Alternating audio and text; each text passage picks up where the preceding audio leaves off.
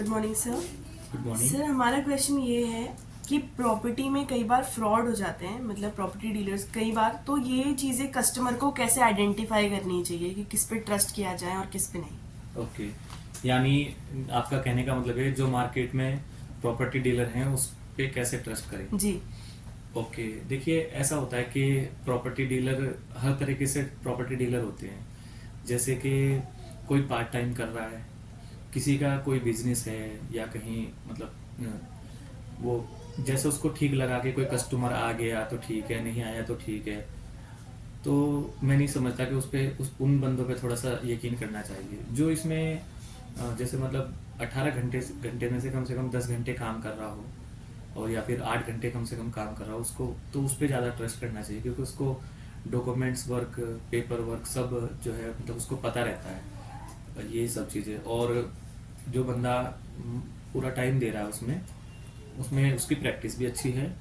और जो real estate का काम है वो ऐसा है कि वो फाइनेंशियली बहुत ज़्यादा एक जमा पूंजी ज़िंदगी भर की बंदा लगाता है और वो प्रॉपर्टी डीलर के भरोसे प्रॉपर्टी खरीदता है कस्टमर। तो मेरे को नहीं लगता कि किसी अनजान बंदे पे एकदम से विश्वास कर लेना चाहिए। यानी किसी का प्रॉपर ऑफिस हो, कोई सिस्टम हो या फिर जब भी उससे बात करे वो रिस्पॉन्स कर रहा हो और आपकी तरफ से भी रिस्पॉन्स अच्छा हो, तो मुझे लगता है कि उस पर ज़्यादा ट्रस्ट करना चाहिए। जी। और सर कई बार ऐसा होता है कि कस्टमर भी प्रॉपर्टी डीलर्स को डिफ़िकल्टी होती है कस्टमर्स को आइडेंटिफाई करने में कि कस्टमर कैसा है। तो ये प्रॉपर्टी डीलर्स के लिए आपकी क्या टिप है कि उन्हें कैसा होना चाहिए कस्टमर को आइडेंटिफाई करने के लिए। अच्छा, आपका कहने का मतलब है कि जो कस्टमर आते हैं और वो प्रॉपर्टी डीलर पे प्रॉपर्टी डीलर कस्टमर को कैसे समझे जी कि वो वेरीफाइड है या नहीं है। जी ठीक है, इसमें मैं आपसे कहना चाहूँगा जैसे मार्केट में बहुत सारे कस्टमर आते हैं तो वो उन काफ़ी प्रॉपर्टी देखते रहते हैं और वो आपके पास भी जाएंगे, किसी और के पास भी जाएंगे, किसी और के पास भी जाएंगे। तो मुझे लगता है उस पर ज़्यादा ट्रस्ट करना नहीं चाहिए। और जो बंदा आपके पास प्रॉपर्टी देखने आ रहा है, जब तक वो आपसे पूरी तरीके से सहमत एक होता है ना, जैसे आप उसको सर्विस नहीं दे पाए तो वो फिर दूसरे के पास जा रहा है क्योंकि जो आपकी रिक्वायरमेंट थी वो फुलफिल नहीं कर पाया।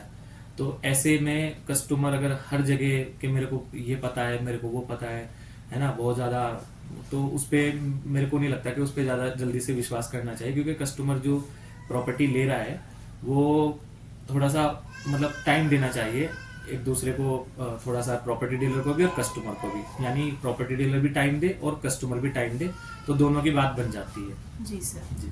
और सर जैसे कि लोकल प्रॉपर्टी डीलर्स होते हैं और जो एक कंपनी के थ्रू प्रॉपर्टी डीलिंग करते हैं, इनमें क्या डिफरेंस है। ओके, मैं बताऊंगा। जैसे लोकल प्रॉपर्टी डीलर में ऐसा होता है, जैसे आप उसको मॉर्निंग में कॉल करेंगे, आपका कॉल ही नहीं उठेगा या फिर जो भी है वो 10 बजे सो के उठ रहा है, उसका अपना उसके ऊपर कोई प्रेशर नहीं है ना, तो वो 10 बजे सो के उठ रहा है, 11 बजे सो के उठ रहा है, वो हो गया लोकल प्रॉपर्टी डीलर।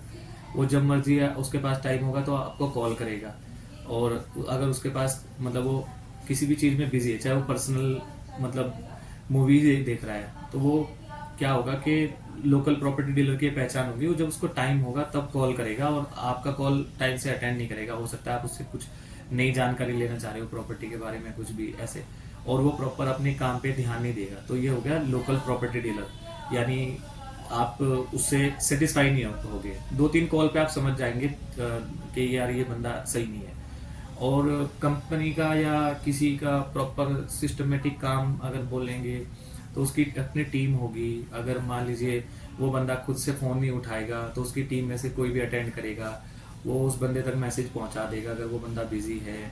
और एक सिस्टम होता है, या फिर जब उसको टाइम होगा मीटिंग से फ्री होगा, कोर्ट से फ्री होगा, जो भी रियल इस्टेट के काम में पूरा दिन बिजी जाता है, तो वो तब भी उसको जब भी वो टाइम होगा तो वो आपको मैसेज रिवर्ट करेगा, आपको मैसेज करेगा मैं यहाँ बिजी था, बताइए क्या बात है, कैसे, ये सब चीज़ें।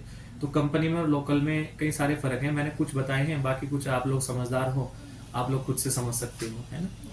Thank you sir.